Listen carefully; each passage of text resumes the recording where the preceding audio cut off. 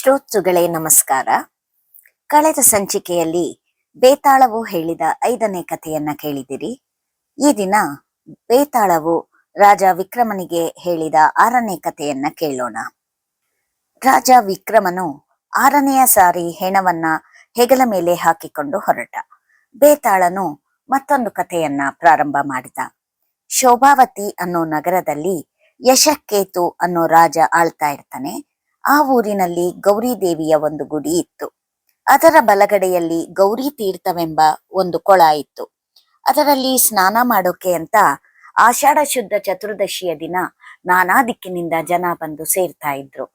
ಹೀಗೆ ಒಂದು ಸಾರಿ ಅಲ್ಲಿಗೆ ಧವಳ ಅನ್ನೋ ಅಗಸರ ಹುಡುಗ ಬಂದು ಮದನ ಸುಂದರಿ ಅನ್ನೋ ಹುಡುಗಿಯನ್ನ ನೋಡಿದ.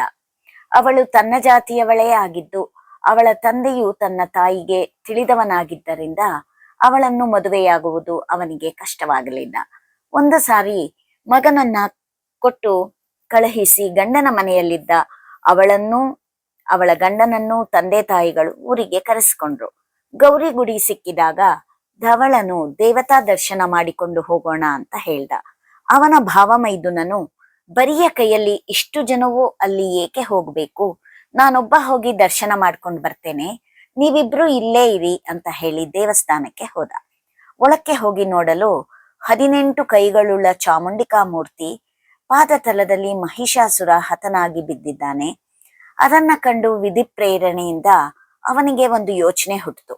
ನಾನಾ ಜನರು ಇಲ್ಲಿಗೆ ಬಂದು ದೇವಿಗೆ ಬಗೆ ಬಗೆಯ ರೀತಿ ಜೀವಗಳನ್ನ ಬಲಿ ಕೊಟ್ಟು ಅರ್ಚನೆ ನಡೆಸ್ತಾರೆ. ನಾನು ಹೀಗೆ ನನ್ನನ್ನೇ ಬಲಿಯಾಗಿ ಸಮರ್ಪಣೆ ಮಾಡಿಕೊಂಡು ಯಾಕೆ ಸಿದ್ಧಿಯನ್ನ ಪಡೆಯಬಾರದು ಅಂತ ಯೋಚನೆ ಮಾಡ್ದ. ಗರ್ಭಗುಡಿಯಲ್ಲಿದ್ದ ಕತ್ತಿಯನ್ನ ತಂದು ತನ್ನ ತಲೆಯನ್ನ ಕತ್ತರಿಸಿಕೊಂಡು ಬಿಟ್ಟ. ಎಷ್ಟು ಹೊತ್ತಾದ್ರೂ ಅವನು ಹಿಂದಿರುಗಿ ಬಾರದಿರಲು ಧವಳ ಅಲ್ಲಿಗೆ ಬಂದು ನೋಡಿದ. ತನ್ನ ಭಾವಮೈದುನನು ತಲೆ ಕಡಿದುಕೊಂಡು ಬಿದ್ದಿದ್ದಾನೆ. ಅದನ್ನು ಕಂಡು ತಾನೂ ಆವೇಶಗೊಂಡು ತನ್ನ ತಲೆಯನ್ನ ಅವನು ಅರ್ಪಿಸ್ಬಿಟ್ಟ. ಹೀಗೆ ಹೋದವರು ಇಬ್ರು ಬರ್ಲೇ ಇಲ್ಲ ಯಾಕೆ ಅಂತ ಮದನ ಸುಂದರಿ ದೇವಸ್ಥಾನಕ್ಕೆ ತಾನೂ ಬಂದ್ಲು. ಅಯ್ಯೋ ಇದೇನು ಅನಾಹುತ ಅಂತ ಅತ್ತು ಕರೆದು ಅವಳು ಕೊನೆಗೆ ತಾನೂ ಜೀವ ಬಿಡೋದಾಗಿ ನಿರ್ಧರಿಸಿ ದೇವಿಗೆ ನಮಸ್ಕಾರ ಮಾಡಿ ಮುಂದಿನ ಜನ್ಮದಲ್ಲಿಯೂ ನನಗೆ ಇವರೇ ಅಣ್ಣ ಇವರೇ ಗಂಡ ಆಗಿ ಸಿಗಲಿ ಅಂತ ಪ್ರಾರ್ಥನೆ ಮಾಡಿ ಅಲ್ಲಿದ್ದ ಅಶೋಕ ವೃಕ್ಷಕ್ಕೆ ನೇಣು ಹಾಕಿಕೊಳ್ಳೋಕೆ ಪ್ರಯತ್ನ ಪಟ್ಲು. ಮಗಳೇ, ಸಾಹಸ ಮಾಡಬೇಡ, ನಿನ್ನ ಈ ಭಕ್ತಿಯನ್ನ ನೋಡಿ ನನಗೆ ಸಂತೋಷ ಆಯ್ತು.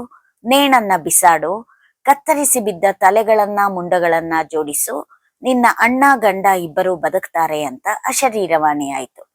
ಅದರ ಹಾಗೇನೆ ಅವಳು ಬಂದು ಸಂತೋಷದ ಗಡಿಬಿಡಿಯಲ್ಲಿ ಗಂಡನ ತಲೆಯನ್ನ ಅಣ್ಣನ ಮುಂಡಕ್ಕೂ ಅಣ್ಣನ ತಲೆಯನ್ನ ಗಂಡನ ದೇಹಕ್ಕೂ ಜೋಡಿಸ್ಬಿಟ್ಲು. ಅವರಿಗೆ ಜೀವ ಬಂತು. ಎಲ್ಲರೂ ದೇವಿಗೆ ನಮಸ್ಕಾರ ಮಾಡಿ ಹೊರಟ್ರು. ದಾರಿಯಲ್ಲಿ ಹೋಗ್ತಾ ಇದ್ದಾಗ ಅವಳಿಗೆ ತಾನು ಮಾಡಿದ ತಪ್ಪು ಗೊತ್ತಾಯ್ತು. ಅವಳಿಗೆ ಏನು ಮಾಡ್ಬೇಕು ಅನ್ನೋದೇ ತೋಚದೆ ಹೋಯ್ತು.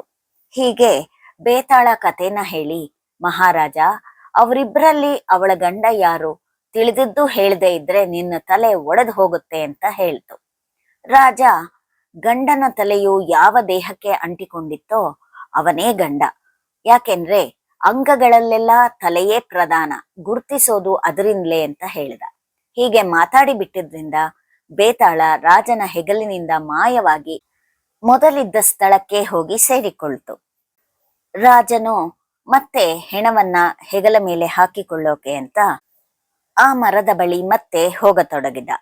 ಶ್ರೋತೃಗಳೇ, ಮುಂದಿನ ಸಂಚಿಕೆಯಲ್ಲಿ ಬೇತಾಳ ಹೇಳುವ ಮತ್ತೊಂದು ಕಥೆಯನ್ನ ಕೇಳೋಣ.